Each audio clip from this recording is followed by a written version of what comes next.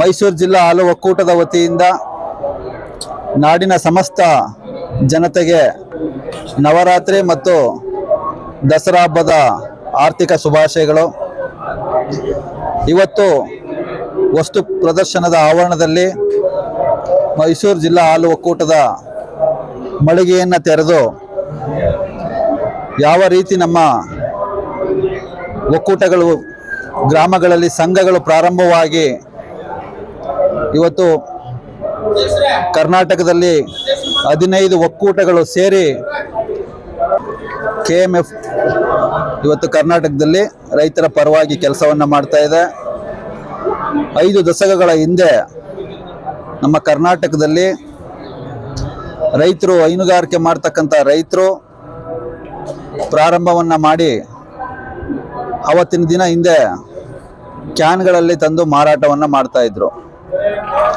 ಅದು ಹಂತವಾಗಿ ಗ್ರಾಮಗಳಲ್ಲಿ ನಮ್ಮ ಕುರಿಯನ್ ವರ್ಗೀಸ್ರವರ ಒಂದು ಆಶಯದಂತೆ ಪ್ರತಿ ಗ್ರಾಮಗಳಲ್ಲಿ ಸಂಘಗಳು ಪ್ರಾರಂಭ ಆಗಿ ನಮ್ಮ ಮೈಸೂರು ಜಿಲ್ಲೆಯಲ್ಲಿ 1400ಕ್ಕೂ ಹೆಚ್ಚು ಹಳ್ಳಿಗಳು, ಅದರಲ್ಲಿ 1205 ಹಳ್ಳಿಗಳಲ್ಲಿ ಸಂಘಗಳು ಪ್ರಾರಂಭ ಆಗಿ 398 ಮಹಿಳಾ ಸಂಘಗಳು ಇವತ್ತು ಕಾರ್ಯನಿರ್ವಹಿಸ್ತಾ ಇದ್ದಾವೆ.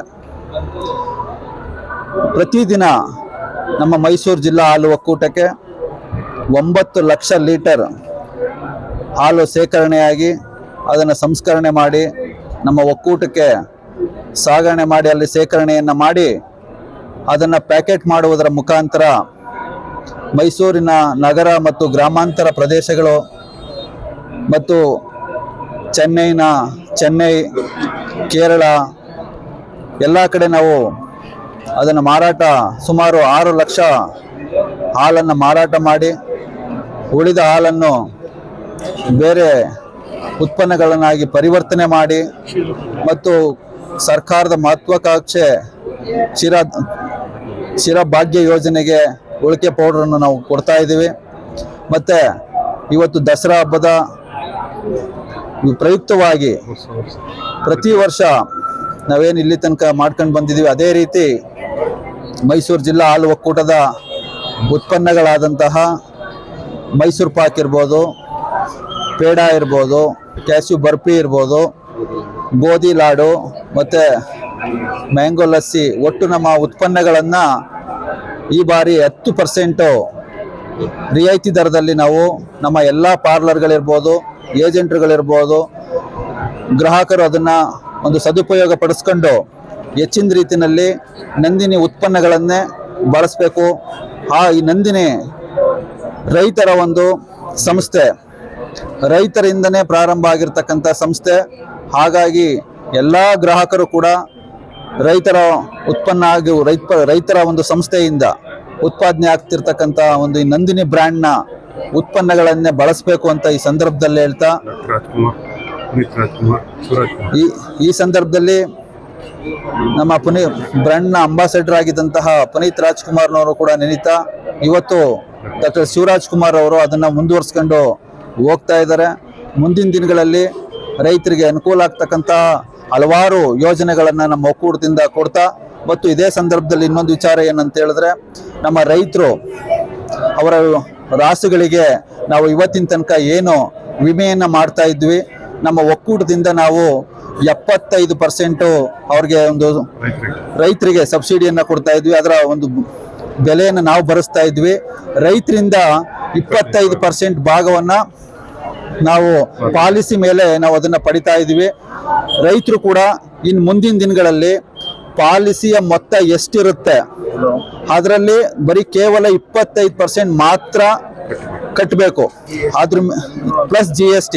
ಅದ್ರ ಮೇಲೆ ಯಾವುದೇ ಕಾರಣಕ್ಕೂ 50 ರೂಪಾಯಿನೂ ಕೂಡ 1 ರೂಪಾಯಿನೂ ಕೂಡ ಜಾಸ್ತಿ ಕೊಡಬಾರ್ದು ಇನ್ ಮುಂದೆ ಅಂತ ಈ ಸಂದರ್ಭದಲ್ಲಿ ರೈತರಿಗೂ ಕೂಡ ಈ ಒಂದು ದಸರಾ ಹಬ್ಬದ ಪ್ರಯುಕ್ತವಾಗಿ ಅವ್ರಿಗೂ ಒಂದು ಒಳ್ಳೇದಾಗಬೇಕು, ಅವರು ಹೈನುಗಾರಿಕೆಯಲ್ಲಿ ಹೆಚ್ಚು ತೊಡಗಬೇಕು ಅನ್ನೋ ಒಂದು ಕಾರಣಕ್ಕೋಸ್ಕರ ಅವರೆಲ್ಲಾ ರಾಸುಗಳಿಗೂ ಇನ್ಸೂರೆನ್ಸ್ ಮಾಡೋದ್ರ ಜೊತೆಗೆ 75% ನಾವು ಅದನ್ನ ಭರಿಸುವಂತ ಕೆಲಸವನ್ನ ನಮ್ಮ ಒಕ್ಕೂಟ ಮಾಡುತ್ತೆ. ಇನ್ನು 25% ಮಾತ್ರ ಆ ರೈತ ಭರಿಸ್ಬೇಕು ಅಂತ ಈ ಸಂದರ್ಭದಲ್ಲಿ ದಸರಾ ಹಬ್ಬದ ಒಂದು ವಿಶೇಷವಾಗಿ ಅವ್ರಿಗೆ 25% ಮಾತ್ರ ಅವ್ರು ಕೊಡಬೇಕು. ಯಾವುದೇ ಕಾರಣಕ್ಕೂ ಒಂದು ಹೆಚ್ಚಿನ ಬೆಲೆ ಕೊಡಬಾರದು ಅಂತ ಈ ಸಂದರ್ಭದಲ್ಲಿ ಹೇಳ್ತಾ ಎಲ್ಲ ನಮ್ಮ ಕರ್ನಾಟಕದ ಹೈನುಗಾರಿಕೆ ಮಾಡ್ತಕ್ಕಂಥ ರೈತರಿಗೆ ಮತ್ತೊಮ್ಮೆ ದಸರಾ ಹಬ್ಬದ ಶುಭಾಶಯಗಳನ್ನು ಮತ್ತು ಗ್ರಾಹಕರಿಗೆ. ಕೆಲವು ಡೈರಿಗಳಲ್ಲಿ ರೈತರಿಗೆ ಹಣ ಸರಿಯಾಗಿ ಕೊಡ್ತಾರಲ್ಲ, ಒಂದೊಂದು 6 ತಿಂಗಳು 3 ತಿಂಗಳ ತನಕ ಉಳಿಸ್ಕೊತಾರೆ. ಇಲ್ಲ, ಇದು ಘಟನೆಗಳಾಗಿ ವಿಳಂಬ ಆಗ್ತದೆ.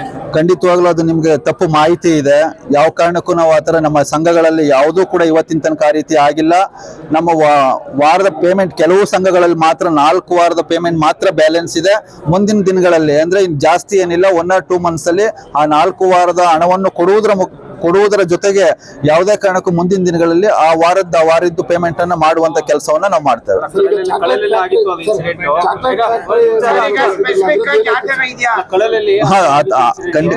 ಖಂಡಿತವಾಗಲೂ ಆ ತರದ್ದು ಯಾವ್ದಾರ ಇದ್ರೆ ನಮ್ಮ ಒಕ್ಕೂಟಕ್ಕೆ ನಾವು ಮಾಹಿತಿ ಕೊಡಿ, ಅದನ್ನ ಇಮಿಡಿಯೇಟ್ ಅದೇನಿದೆ ಅದನ್ನ ಸಾಲ್ವ್ ಮಾಡುವಂತ ಕೆಲಸ ಮಾಡ್ತೇವೆ. ಉದ್ಘಾಟನೆ ಮಾಡಲಿಕ್ಕೆ ಅವಕಾಶ ಕೊಟ್ಟಂತ ನಮ್ಮ ಅಧ್ಯಕ್ಷರಾದಂತ ಆಯುಬ್ ಖಾನ್ ಅವ್ರಿಗೂ ಸದಾ ಈ ಸಂದರ್ಭದಲ್ಲಿ ಕೃತಜ್ಞತೆಗಳನ್ನ ಹೇಳಲಿಕ್ಕೆ ಇಷ್ಟಪಡ್ತೇನೆ. ಗಳಿಗೆಯ ಮುಖಾಂತರ ನಡಿಬೇಕು ಅಂತ ಒಂದು ಉದ್ದೇಶದಿಂದ ಇವತ್ತು ನಾವೆಲ್ಲ ಉದ್ಘಾಟನೆ ಕೂಡ ಮಾಡಿದ್ದೇವೆ. ನಂದಿನಿ ಕೇವಲ ಒಂದು ಮ್ಯಾನುಫ್ಯಾಕ್ಚರಿಂಗ್ ಫ್ಯಾಕ್ಟ್ರಿ ಅಲ್ಲ, ನಂದಿನಿ ಇದು ಒಂದು ರೈತರ ಸಹಾಯ ಹಸ್ತ. ಇದರಿಂದ ಸಾವಿರಾರು ರೈತರುಗಳ ಮನೆ ಜೀವನಗಳು ನಡೀತಾ ಇದೆ ಈ ಒಂದು ನಂದಿನಿಯಿಂದ. ನಾವು ಹಿಂದಿನ ದಿನಗಳಲ್ಲಿ ಕೆಲವೊಮ್ಮೆ ವರ್ಷ ಹಿಂದೆ ನಾವು ಹೋದಾಗ ನಂದಿನಿ ಅಂದ ತಕ್ಷಣ ಮೈಸೂರು ಸಿಟಿ ಅಥವಾ ಅಕ್ಕಪಕ್ಕ ಏರಿಯಾಗಳು ಕೇಳಿಸ್ಕೊತಾ ಇದ್ದೀವಿ. ಇವತ್ತು ಮೈಸೂರು ದಾಟಿ ಈ ರಾಜ್ಯ ದಾಟಿ ದೇಶದ ವಿವಿಧ ಭಾಗಗಳಲ್ಲಿ ಇದರ ಪ್ರಾಡಕ್ಟ್ಗಳನ್ನು ಸೇಲ್ ಆಗ್ತಾಯಿದೆ. ನಿಜಕ್ಕೂ ನಮ್ಮ ಮೈಸೂರಿಗರಿಗೆ ಇದು ಒಂದು ಹೆಮ್ಮೆಯ ವಿಚಾರ. ಈಗಾಗಲೇ ನಮ್ಮ ಸ್ನೇಹಿತರು ಹೇಳ್ತಾರೆ ದುಬೈಯಲ್ಲೂ ಕೂಡ ನಂದಿನಿ ಮಾರಾಟ ಆಗ್ತಾಯಿದೆ. ಇದನ್ನು ಕೇಳಿದಾಗ ನಮ್ಗಳಿಗೆ ಒಂದು ಹೆಮ್ಮೆಯ ವಿಚಾರ.